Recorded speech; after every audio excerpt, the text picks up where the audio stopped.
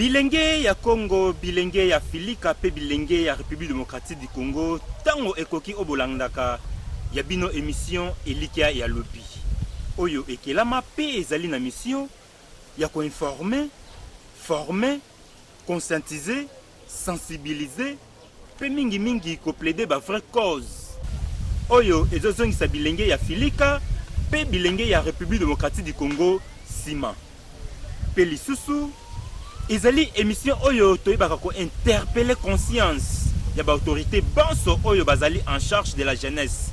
Pwete bayeba na ko jouer rôle na bango malamu pona jeunesse. Pwete elenge polobi azala elike pona mboka pe pona bato esengeli lelo azala encadré, éduqué, orienté, préparé étant que pépinière oyo bakoyeba ko batela malamu polobi eba na kobota mbuma nango ya malamu na nzela ya makanisi pe misala. Na bongo totondeli bino bandeko balanzi bolanzi malamu na kombo ya émission Elike ya Lobi. Pe ya bino mosali tata Timba Maswama. Sujet na biso mokolo lelo tokolobela prise de conscience. Lelo tolobela prise de conscience. Mais kasi yambo tolobela prise de conscience, to banana ko définir conscience ezali nini. Conscience na bapaya balobi ezali la voix intérieure qui nous permet de discerner l'acte posé est bon ou mauvais. La voix intérieure qui nous permet de connaître l'acte posé est bon ou mauvais. Awa sikoyo tozongi na makanisi na conscience ya jeunesse Congo pe jeunesse Afrika mobimba. Est-ce que jeunesse congolaise conscience na bango ezali ya malamu to ezali ya mabe?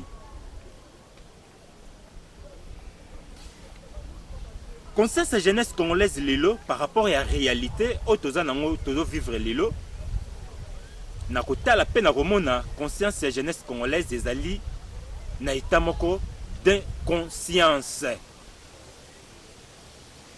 Pona nini jeunesse congolaise to jeunesse Afrika kino lelo 21e siècle tozali to bazali na état d'inconscience? Na bongo tokende directement koluka koyeba cause oyo esali ete bilenge bazala na état de conscience. Soki bilenge bazali na état de conscience, c'est que bakulutu basungaki bilenge wana te po ete bilenge wana bazala na état ya conscience. C'est que bakulutu bapreparaki, bankadraki jeunesse wana te po ete bayeba na koyeba rôle na bango oyo esengeli bajouer na kati ya société ezali nini, po ete conscience na bango ezala na esika nango bamiyeba bango bazali banani, nini esengeli basala pe nini esengeli basala te. Mais tala conscience ya jeunesse congolaise lelo pe jeunesse ya Afrika lelo lolenge ezaleli ya solo bakulutu na biso toki directement pour na ko interpeller conscience na bino par rapport à conscience ya jeunesse ou ya lelo. Pour na nini jeunesse congolaise, pour na nini jeunesse Afrika lelo esengeli bazala kaka na état de conscience oyo tozali nango lelo oyo tozoloba awa ete bazali na état d'inconscience. Pona nini bozo sunga bilenge wana te po bayeba bango bazali banani? Pona nini bozo sunga bilenge wana te po bayeba avenir na bango ekozala ndenge nini? Pona nini bozo sunga bilenge wana te po bayeba ko préparer avenir na bango? Pona nini bozo éduquer jeunesse wana te? Pona nini bozo encadrer jeunesse wana te? Pour réalité la jeunesse Congo lelo ou jeunesse République démocratique du Congo lelo pe jeunesse Afrika mobimba tozali délaissés, abandonnés à notre triste sort. Jeunesse wana kozala na conscience ndenge nini. Jeunesse oyo azali abandonné. Jeunesse oyo azali délaissé. Akozala na conscience ndenge nini. Monsieur totali pe bino bakulutu tozwi ndakisa ya Assemblée nationale na biso. Sur 500 députés toza nango na Assemblée nationale na biso ya République démocratique du Congo. Ba jeune boni baza na kati wana. Bazali ebele. Bilenge bazali ebele na kati wana. Oyo tango boyaka po ba voter bino, boye na discours ya ko flatter jeunesse. Ba voter bino. Mais tango to votera bino, bokei na Assemblée nationale. Député nini wana o asi azonga na base na ye na tinete aya ko encadrer, aya ko éduquer jeunesse wana ba o ba votaki ye. Aya ko préparer jeunesse wana oyo e votaka ye. Pona kaka jeunesse wana bayeba nini esengeli basala na kati ya société na bango. Petina na bango ezali nini na kati ya société. Nyonso wana po jeunesse azala na boyebi wana, po jeunesse azala na conscience wana, ezali rôle moko ya bino ba député. O bino to votaka. O to tindaka na Assemblée nationale. Bilenge bozali wana ebele. Elenge nini wana na Assemblée nationale na biso. Esi ya telema na autre tribune ya Assemblée nationale na biso. Pona ko plaider cause ya jeunesse congolaise. Pona ko proposer ata mobeko pour la jeunesse congolaise. Azana eti. Bobosa na bino jeunesse. Oyo ba votaka bino. Pour jeunesse na kata population, biso nde tozali majorité na kata population. Tala sika tozo interpeller bino ba kulutu pe ba homme d'état, ba politicien. Parti politique nini lelo na République démocratique du Congo. Oyo koloba ete encadraka ko éduquer jeunesse na bango na prise de conscience po ete bami lengele lobi na bango bakozala banani, lobi na bango bawe bakokamba société ndenge nini pe bawe bakokamba mboka ndenge nini. Soki te jeunesse wana na kati ya ba parti politique wana bazali kaka ba marche pied. Bazali kaka pona ko manipuler bango, pona ko exploiter bango, pona ko utiliser bango na bandenge ya mabe. Tala ba discours na bino bakulutu na biso bozo sala liboso ya jeunesse. Tala ba discours oyo bozo sala liboso ba jeunesse ba politicien. Ezali kaka ya ko yina, ya ko finga, ya ko linga bango te. Sikoyo lelo bino na likolo quelque part tozo tala bino tozo mona bino bozo solola, bozo yokana, bozo yambana. Bongo oyo makambo oyo bokotisaki na mémoire ya jeunesse. Et si bozo tango pona ko sokola yango, pona ko laver yango, pona ko longola ba mabe wana ba discours oyo bosalaka liboso ya jeunesse. O jeunesse lelo abomba ba discours ya ba division, ba discours ya ba tribalisme. Oyo ezali ko kabola biso, ezali ko panza biso. Et lelo jeunesse akomi ko bomba na ye bango na bango jeunesse. Nyonso ezali nini ba discours oyo bino bakulutu to bino ba politicien oyo bolobaka liboso ya jeunesse. Mais kino lelo nanu to monite kulutu moko politicien moko atelemi pona ko laver moral ya jeunesse lelo. Azalite tozomona ete tala oyo toki ko limbola lokola état de conscience ya jeunesse congolaise lelo toko qualifier yango ezali na état d'inconscience ya kozanga koyeba. Jeunesse congolaise lelo aza na état moko ya kozanga koyeba par rapport ya ba acte oyo azo poser na kati ya société, par rapport ya comportement oyo azo poser na kati ya société. Bino bakulutu bobambi biso ba bilenge bakombo, bokole biso bakombo bakuluna ba ujana bashege bakombo ebele bokole biso o biso lelo tozo défendre po ete bazali bilenge ezali malamu te bokole bango bakombo lolenge bino bokolaka bango ndenge wana me kasi esengeli bozwa bango bo éduquer bango bo orienter bango bo préparer bango po lobi bango nde bakozala avenir po na mboka na biso seke bozobanga po lobi biso te tokokita na bino bozobanga ko préparer biso ko encadrer biso ko éduquer biso po lobi biso nde toza censé ya ko remplacer bino est-ce que yango nde bozobanga mais ce qui est bongo c'est que tozo hérité état de conscience o bino bakulutu bozali na yango yango biso bilenge lelo tozo hérité ezo kitana génération en génération parce que oyo bino bozo tikela biso oyo bino bozo pesa biso na travers ba discours na bino ce qui bo laver biso yango te na ba mémoire na biso mais kasi ko continuer kaka génération en génération to bana ko yina na kaka ko finga na kaka ko boma na kaka ko kabwana tala héritage oyo bino bakulutu ya lelo pe ba politicien lelo bozo tika pona jeunesse ya lelo ya République démocratique du Congo pe jeunesse ya Afrika mobimba po émission oyo ezali na rôle pona ko défendre pona ko lobela bilenge ya République démocratique du Congo pe bilenge ya Afrika lisu na bango ezali émission eliki ya lobby na nzela ya mosali na bino tata Timba Maswama bongele meso mwene awa tozo lobela kaka makambo bilenge prise de conscience jeunesse congolaise lelo tala ndenge bazo encadrer biso bazo zwa biso lokola toyebi te tokoloba nini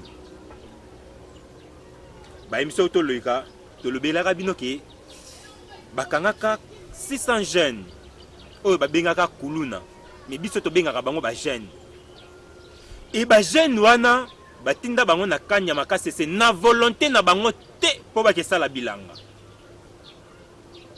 eza bajeune bazokende bazolela bazoregrete soki otali image wana okomona ete bajeune wana bazoregrete mpo na nini mpo kosala bilanga peut-être ezali passion na bango te peut-être ezali ndenge balobaka bombasi na bango te me botindi bango na makasi mpo bakende kosala bilanga na esika bo encadre bango bokotisa bango na baekole ndakisa INPP Institut national de préparation professionnelle ntango elenge asilisi baétude na ye ezala primaire secondaire universitaire kasi botindi ye kuna mpo akende koyeba te akende kobakisa lisusu connaissance wana nga koto okende na menuisier otindi na NPP nga koto chauffeur otindi na NPP nga koto na kosala informatique botindi na INPP mpo na nini mpo bilenge wana bakozala na tina na kati ya mboka na biso po ete elenge ye nde azalaka na force ye nde azalaka na énergie ye nde ayaka na développement me tala elenge wana lelo azali délaissé abandonné tala elenge biso toye kodéfendre bilenge oyo biso tozolobela bango wana bajeune wana oyo bobengaka bakulu na biso tobengaka bango bajeune oyo baza na kanyama kasese caméra na biso ya émission eliki ya lobi na nzela ya présentateur nango tata Timba Maswama tozali vraiment na demande na bosenga tokende kokutana na bilenge wana na kanyama kasese po tosolola na bango mpo na nini te bango mpe lisusu baleka na koexprime bapesa bapoint de vue na bango boni kuna makambo ezolekela bilanga bazosala kuna bazosala yango avec état de conscience renouvelé to ndenge nini bakulutu bosunga biso bapolitisien bosunga biso na tina ete tokóma na kanyama kasese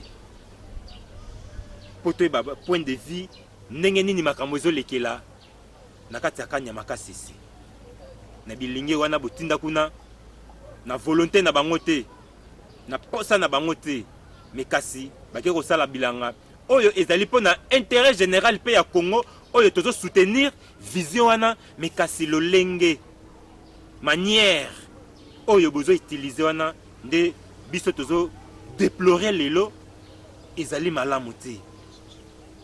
Alors na bilenge o batikali parce kuluna esilite kuluna ezokoba kaka kino lelo tokosenga na bino bo récupérer jeunesse wana botinda bango na INPP ba oyo balingi basala administration botinda bango na ENA École nationale d'administration kuna po bakende koyekola comme administration ya mboka na biso Congo ndakisa ndenge nini bageraka fonction publique,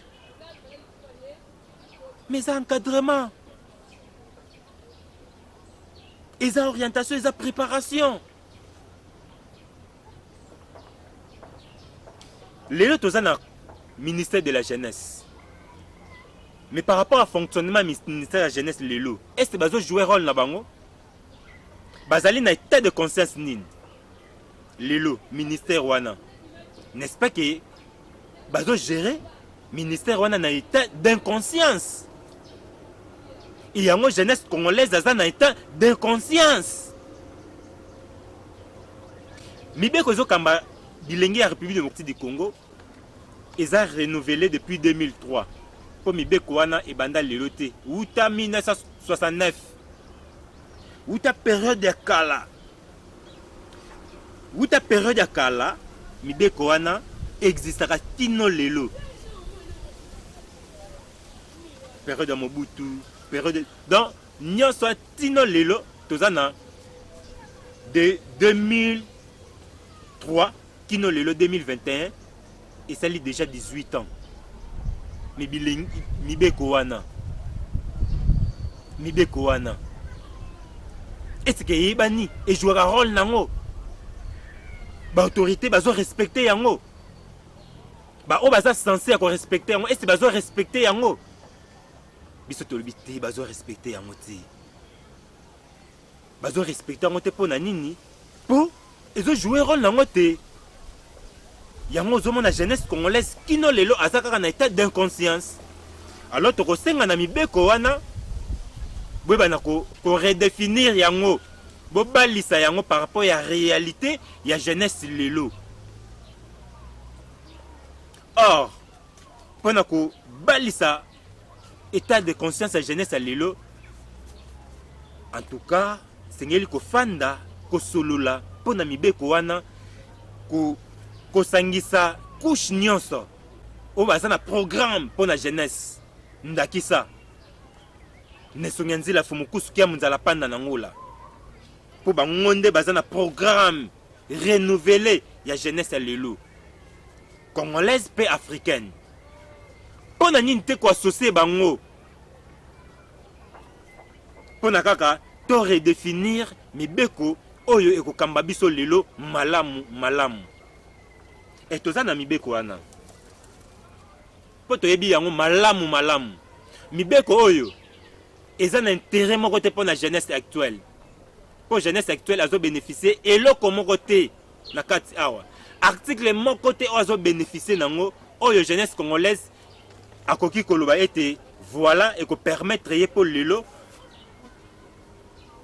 epesa ye conscience ya malamu eza nango te yango tosengi na bino ba autorité boyeba na ko redéfinir jeunesse oyo wana ezalaki tokotaki mpona ko limbola conscience rôle nango ezali nini na kati ya mutu sikoyo tant tolobi prise de conscience c'est que quelque part état d'inconscience ezali tokende siko na inconscience ezali kaka simplement kozanga koyeba yango wana inconscience nzoka nde kozanga koyeba eza liwa et voilà esika babomela jeunesse congolaise pe jeunesse africaine et bana na tango nini inconscience na kati ya jeunesse congolaise pe na jeunesse africaine et bandaka tango mondele akoti aye na mabele na biso ya Afrika wana totangi Diego Cao et le wana 5 missionnaires wana tota vers 1485.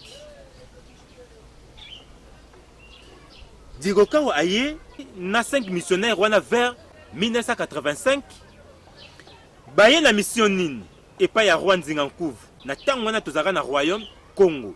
Pe mutabando kanga royaume Congo wana kombo na ezalaka roi Nzinga Nkuvu. Diego Cao na 5 missionnaires na ye wana baye na masolo moko boye oyo roi aboyaka. Roi aboyi yango akoti yango doute. Mais kasi kaka pona ko convaincre roi basengi na roi 3000 jeunes po bakende na mboka na bango wana wapi na Portugal po bakende ko expérimenter makambo oyo babando kotalisa roi. Roi azui 3000 jeunes apesi 5 missionnaires wana nzela wapi Portugal. Tant que comme na Portugal ba laver cerveau il y a 3000 jeunes wana ba laver cerveau na bango ba kotisi bango ba inculquer bango oyo ya bango culture na bango ba origine na bango bonzambe na bango na kati ya ba jeunes wana. Et vers 1491, tant bilenge wana bazongi na mbanza Congo, bandeko balanzi bilenge ya République démocratique du Congo, pe bilenge ya Filika, tant bozolanda émission oyo, bolandango na bokebi nyonso avec beaucoup d'attention soutenue, parce qu'ils allaient pour l'intérêt na biso jeunesse. Tant ba jeune wana bazongi na royaume Congo na comportement na mentalité o wana ba kotisa yi bango kuna na Portugal ba ye na ngona mbanza Congo bilengi wana ba bungisi ba origine na bango ba bungisi ba coutume na bango ba bungisi bonzambe na bango pona bango na tango wana oyo eleki mutuya ezali oyo bayaki na ngo. Coutume na bango, bonzambe na bango, et yango wana sikoyo baye ko sala nini? Baye ko influencer na jeunesse ya tango wana. Baye ko influencer na ba contemporain ya tango wana. Bizaleli wana. Nzoka nde bizaleli wana. Eza bizaleli oyo ekoki ko balana te na bizaleli na biso ba africain. Pe biso ba congolais.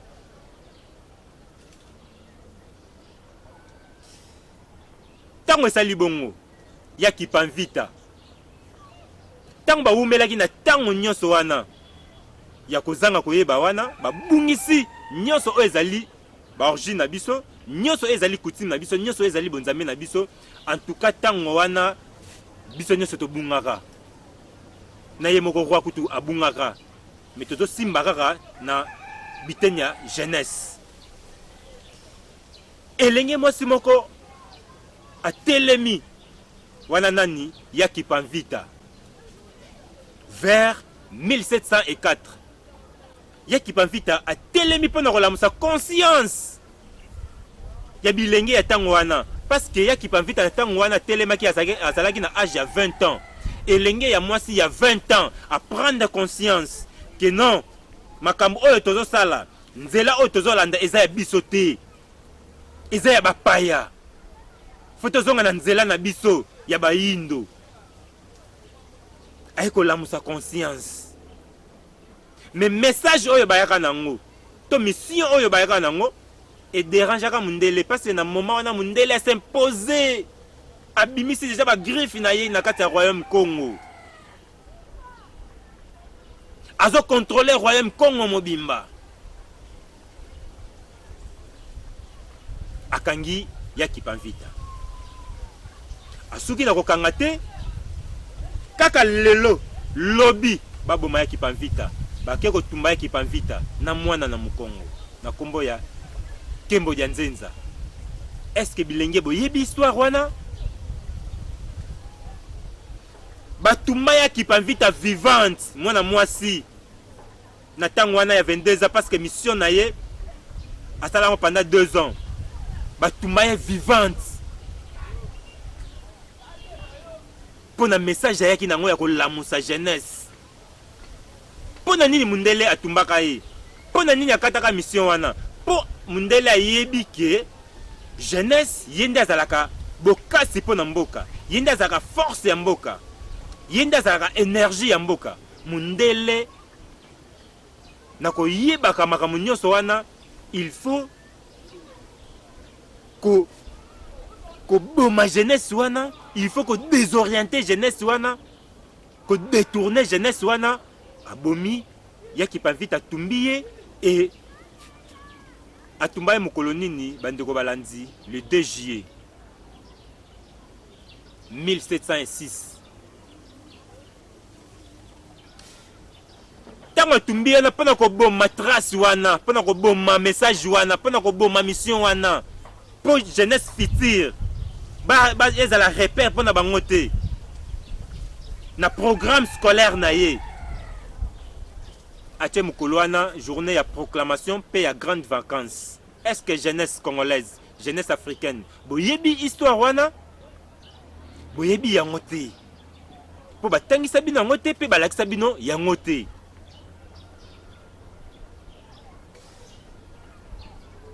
Tala jeunesse esika ebungela. Et histoire yaya ki panvita lelo e kufa nango. Parce que lelo jeunesse a lelo ayebi ke le 2 juillet ezalaka fête pona bango. Le 2 juillet toko kende na foi. Tango boyembaka yango, est-ce que boyebaka tina vraiment ya nzembo wana? Boyebi yango te. Tala ignorance. Tala ignorance. Histoire ya ki panvita ba effacer yango esila e balusa ngo na sima mukongo. Jeunesse moko te kino lelo oyo ayebi makambu eleka pona ya ki panvita tina telemaka. Rôle ayaka nango, mission ayaka nango. Jeunesse kino lelo bayebi yango te. Inconscience totale. Tokomi vers 1921. Fumukimbangu atelemi lisusu. Kaka na mission ya kosala nini ya koveiller conscience ya jeunesse. Pona tango wana Fumukimbangu elenge mobali ya 32 ans. Et pour azaka na tranche d'âge de jeunesse.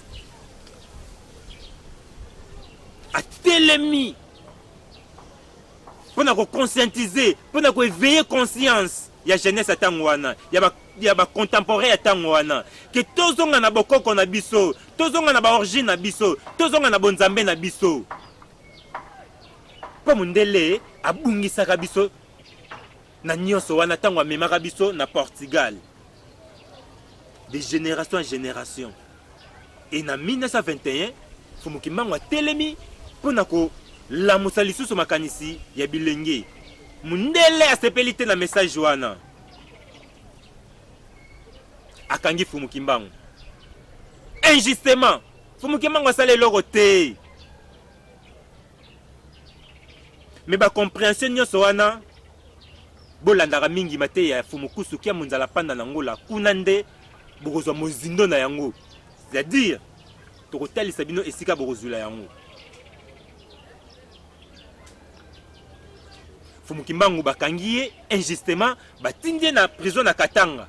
30 ans de prison. Est-ce que jeunesse congolaise, jeunesse africaine, bayebi que le vieux prisonnier du monde des Fumukimbangu, est-ce que bayebaka ngo? Po bango bayebi ka eza Nelson Mandela.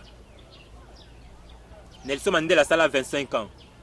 Mais Fumukimbangu a salaka 30 ans de prison. Bandeko balandi. Jeunesse congolaise.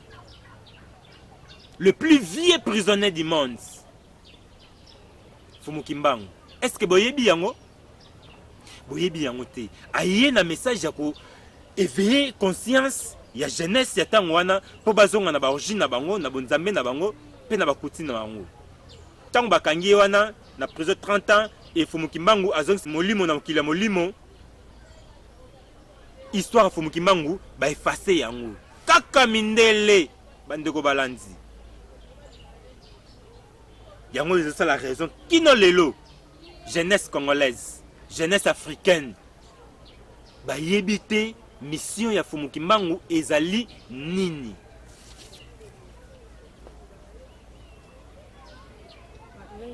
Bayebi yango te ke ezali nini. Jeunesse congolaise bayebi te mission ya Fumukimbangu ezalaki nini to ezali nini. Fumukimbangu ye wana kei message na ye, mission na ye, mundele asali nini,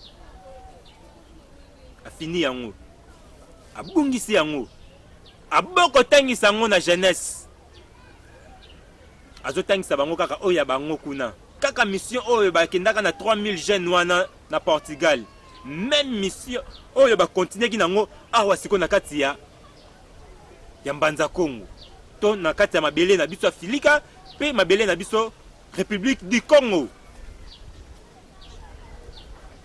Fumukimbangu akei, mais Fumukimbangu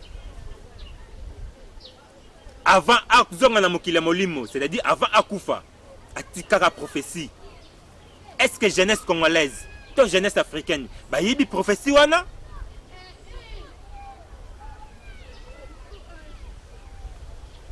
Est-ce que jeunesse bayebi prophétie oyo Fumukimbangu atikaka?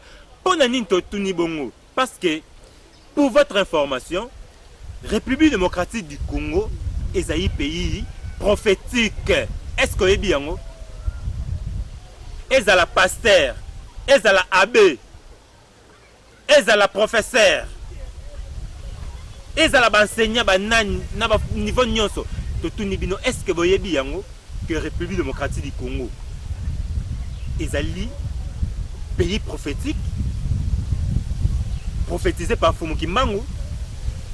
Atikaka ligne de conduite oyo pays o fele landa pe na kati ya prophétie wana alakaka na 4e génération akotinda motangisi po aya kotangisa mokili pe aya kozongisa baindo banso na esika babungela lelo mutu wana jeunesse na kotala pe na komona lelo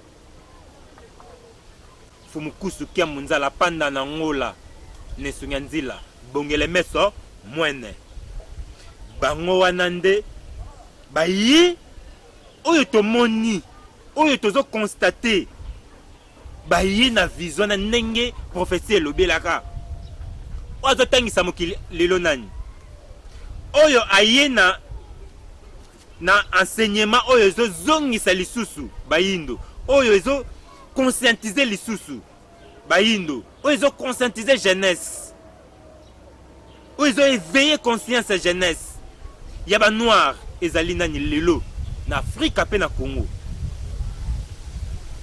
ezali nesunga nzila Fumukusu kia munzala panda na ngola bandeko balandi bolanda émission oyo na conscience moko renouvelée afin que vous prendre conscience pour ezaka pour l'intérêt na biso jeunesse biso tatati mama soma tokolobaka kaka na intérêt ya jeunesse pour na bolamu jeunesse mais oyo nyonso ezoboma jeunesse et pas na biso awa ezana estika moko te nesonga nzila Fumukusu kia munzala panda na ngola bango lisusu tango batelemi pour na ko éveiller conscience ya ba contemporain na ye toujours jeune na âge à 25 ans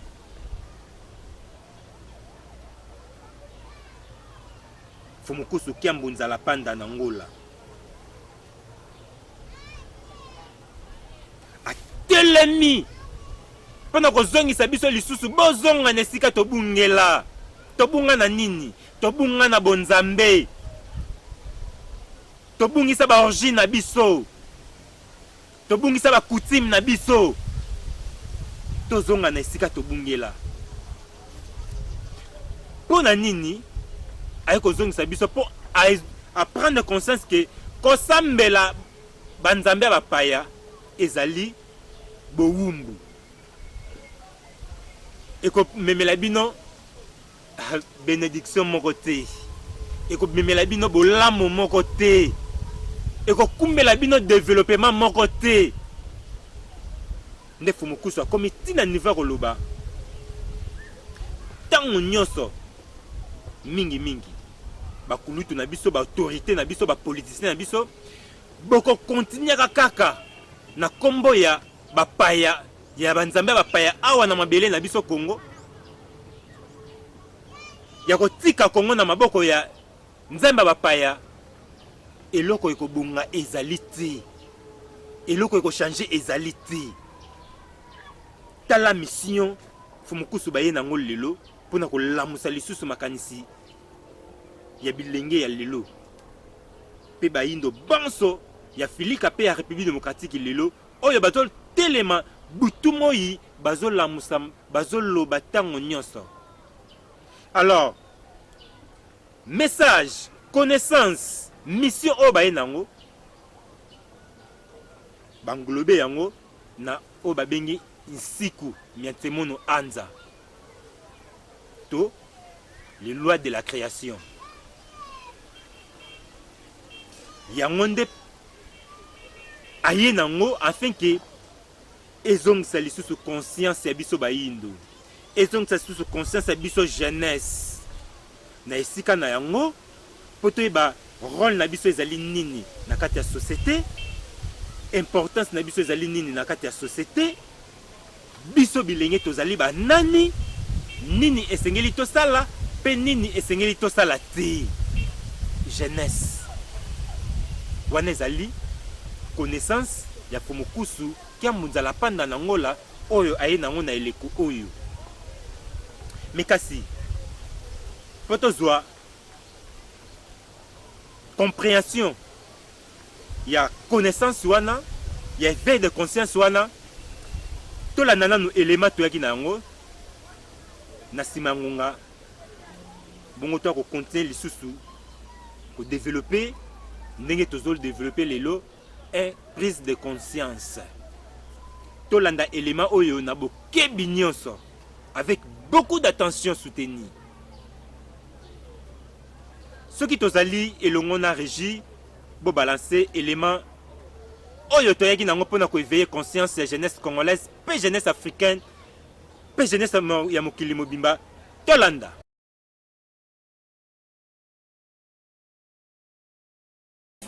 aha Fumukimaku aha dada dada pada tangu ikwenye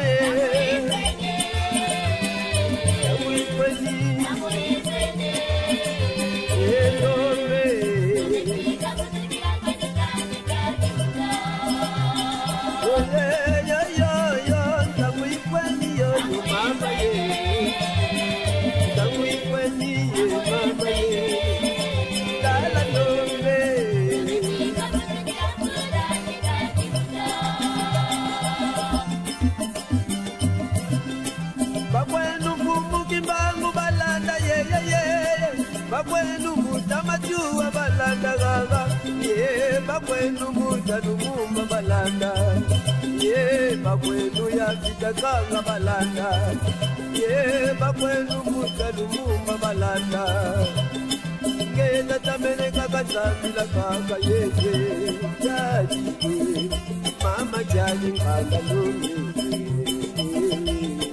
jaji nkanda lungi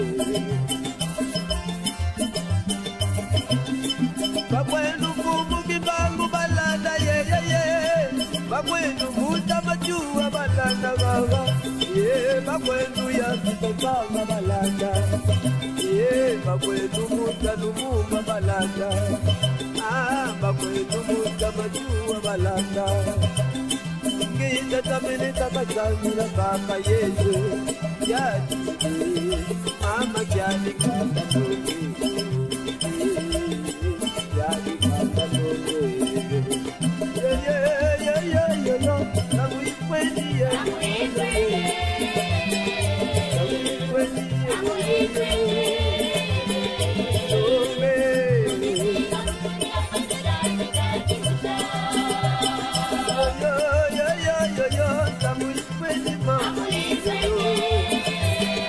Namu ikweni ye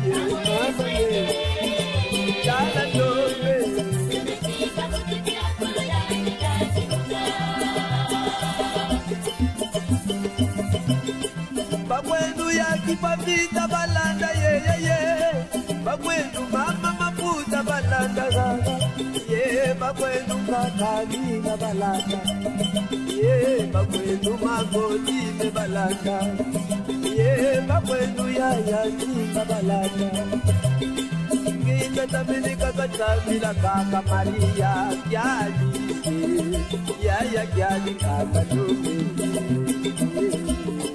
Kyali kaka tume Bagwenu yakipavita balanda Bagwenu mama mafuta balanda gaga Bagwenu yayajika balanda Bagwenu magodile balanda Bagwenu makalwila balanda Ngela tamene kakachamila kaka Maria Kyali Yaya kyali kaka tume Kyali kaka tume Namu ikweni mama Namu ikweni ye mama Kala tombe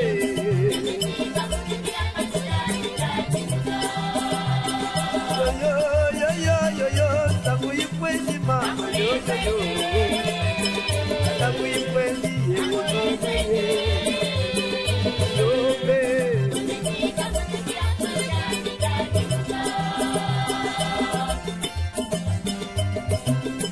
Mama kiatu wangu mutaibila bana bagrio Mama landu wangu mutaibila bana bagrio Mama kiowa wangu mutaibila bana bagrio Yadi Yaya yadi kaka tuki Yadi kaka tuki Aluwa Alukula makoko Mama kiatu wangu mutaibila bana bagrio Mama landu wangu mutaibila bana bagrio Mama kiowa wangu mutaibila bana bagrio Yadi Yaya yadi kaka tuki Yadi kaka tuki Namu ikweni ye Namu ikweni ye Mama tombe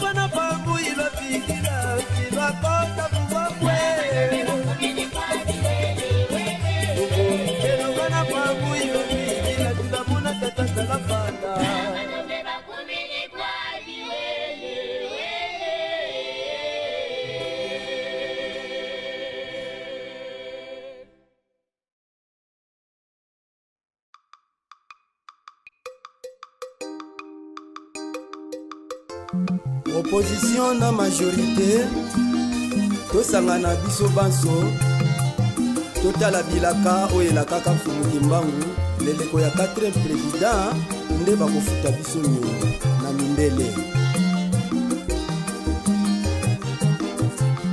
bobomba makasi na bino eboyakani nano awa tosolola bosenga biso bolimbisi ye na maye bosalaka biso yoyo mawa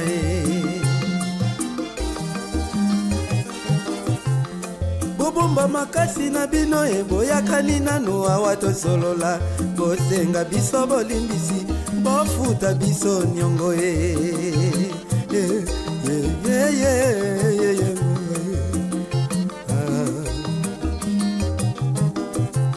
bino bato bosalaka mandoki bino bato botonda makasi ezali likambo ya bitumba te bele likambo ya nyongo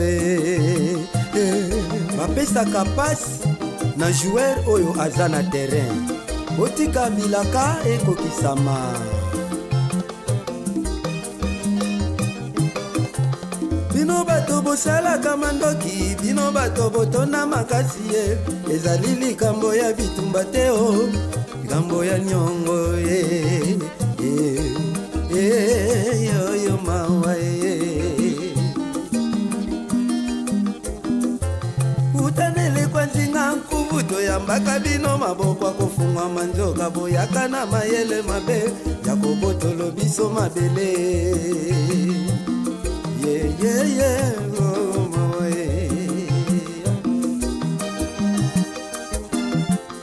utanele kwa nzinga nkubu toyambaka bino maboko akofungwa manzoka boyaka na mayele mabe ya kobotolo biso Afrika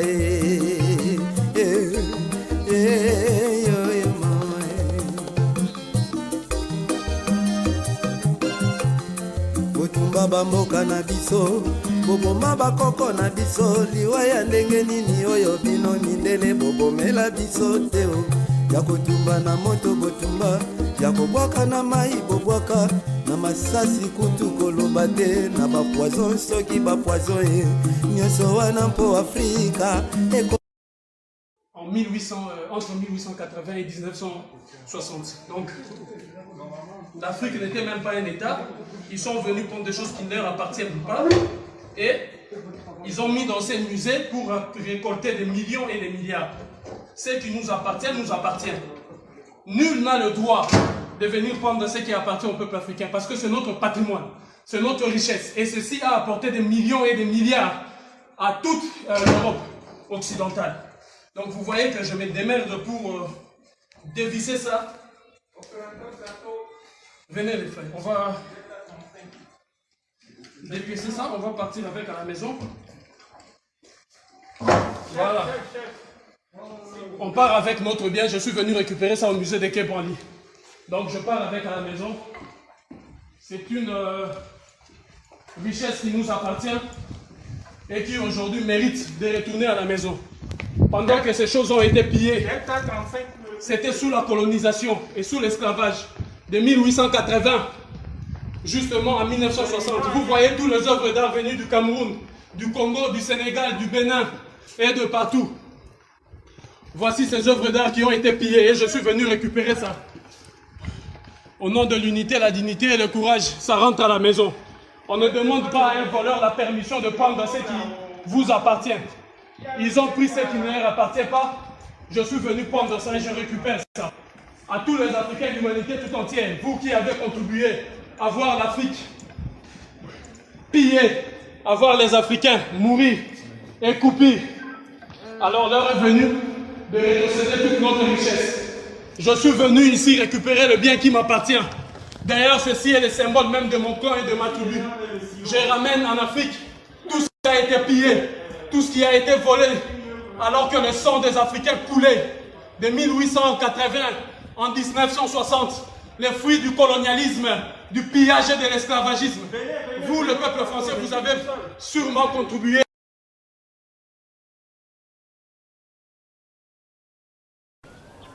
Matono mingi na régie pona élément na kanisi bilenge ya Afrika, bilenge ya Congo pe nakanisi bilenge ya Congo, bilenge ya Afrika pe bilenge ya mokili mobimba bolandi élément na bokebi nyonso.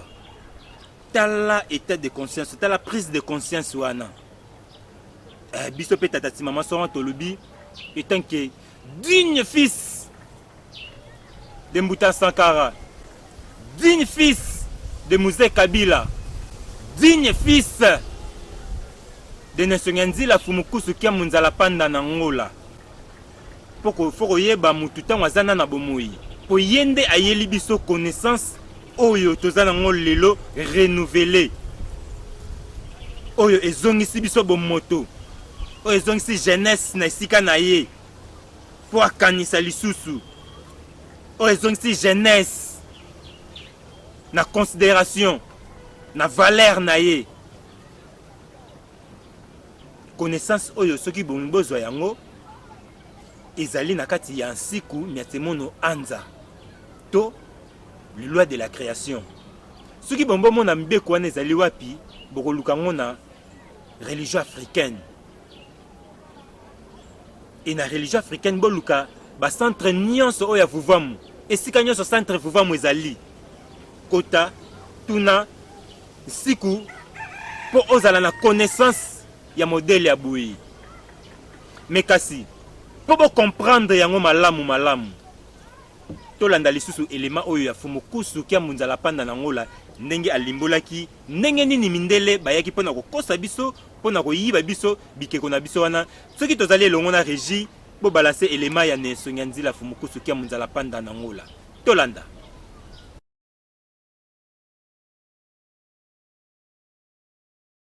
Mondele akela phénomène ndoki po yenda akela yango phénomène ndoki pona ko ambrouiller piste ya ba mabe oyo ye asalaka biso soka lesi biso biloko mabe lisolo eza mulai ba mikolo babima bandoki po mindele bazali ko kende ko empoisonner ba source ya ebale na ko ebisa bino eloko moko parce que belé ba éviter phénomène ndoki ndenge ni ba mindele bazali ko kela ngomena opesa nga moi songe a ebele ba ebi histoire ba die donné bazali batimo ba yaki soit disant bazaba spirituel ba kanga bandoki nzoke yalaki programme moko mindele asalaki pona nini pona ko kombola bisalelo o ba bengi œuvre d'art bisalelo ba koko na biso bazalaki na yango po bakende na yango na ba biloko etikala. Mais ba die donné bazali ko sala ndenge ni ba die donné bazo sala boye bazui bocal moko to kopo moko ache mungwa na pulukanti do pulukanti c'est l'anglais achango akaboli ba ngambo nyoso mibale ko nyoso mibale même esani kaka na loko moko wana soko plateau soko kisani soko kopo mais mingi na kopo po feza na kati sikoyo ayena mboka le bia mboko eza na bandoki siko tuntoka na bandoki ale bino subotanda mana bache mai babandi ko tia mungwa na mai wana baningisi batu bamelaka siko yesi akanisi muto ya kokanga kindoki ngambo ya zozwa mungu azopesa ngambo atali tato azala dibande ala azweli esel anglais ala acheli siko yozo mona ko azozwa kaka wana yozo kanza ke batu nyoso bazomela oyo meli nzoka yo meli sel anglais atali muto azala suki ya pembe acheli sel anglais atali mwana azabie acheli mungu atali muto alongwa minu acheli sel anglais donc nenga sali bongo siko bino bokanisa euti kaka na kopo moko alors batu musuba leki mabumu te bino siko boleki mabumu tuko ndenge ni nanu yo moko ko ndima te ko zana kindoki confusion tuko ya lobi ke ozandoki ndima ale kotala na pose mingi baza ko na mingi ba mikolo ko ba biki ba mikolo batu ba ko batela biloko bokoko ba bikeko ba bisale loto zala kina ale pesa nyoso pesa akoposa bino azimo ndambo oyo bamoni keza mwa tina penza mingi te batumbi basi ale mususu bamemi abo ekotondisa pe misa terviren tango baction wana esili siko bakomisi bakeli batu moko ba antiquaire mpona bazwaka biloko akala ekende ezosala bamilio na poto siko tala na nde bazokanga bato na bandoki na alors qu'en réalité baza bandoki te bakeli batu moko lelo baya kokundaka babiloko na bango bakundi bango bayekolongola biloko baya kotiaka ngo na butu donc masolo eza milai mpe minene.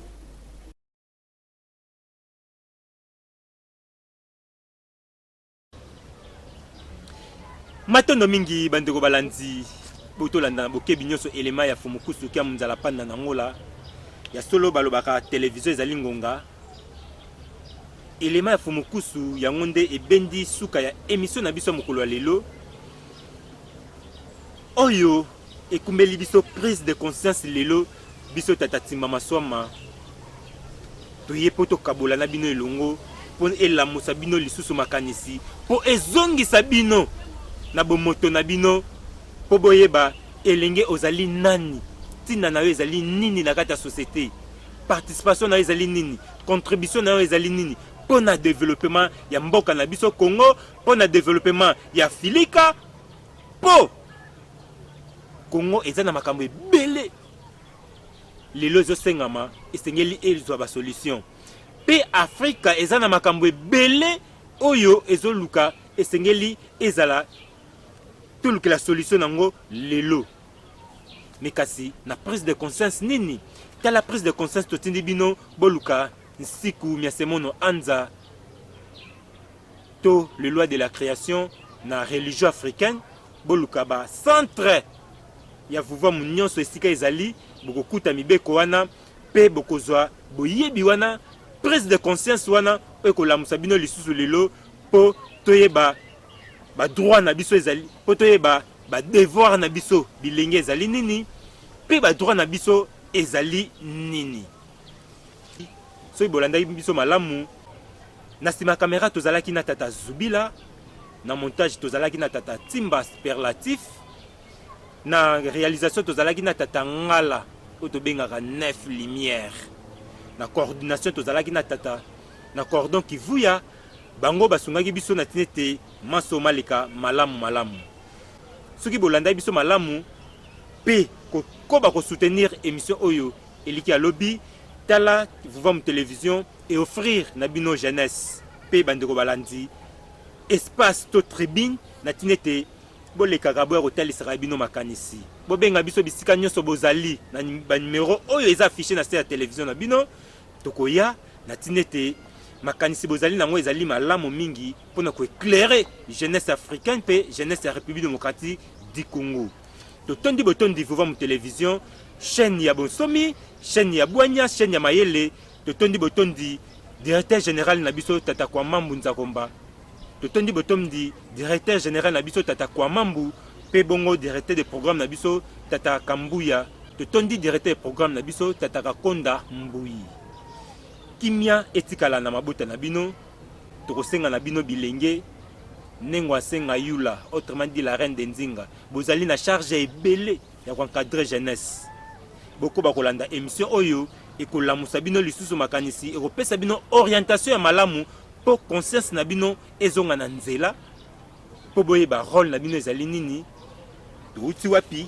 tokomi wapi pe tozokende wapi tokutani na émission ezali koya na mbala nsima kimia etikala na mabota na bino na kombo ya émission elika ya lobby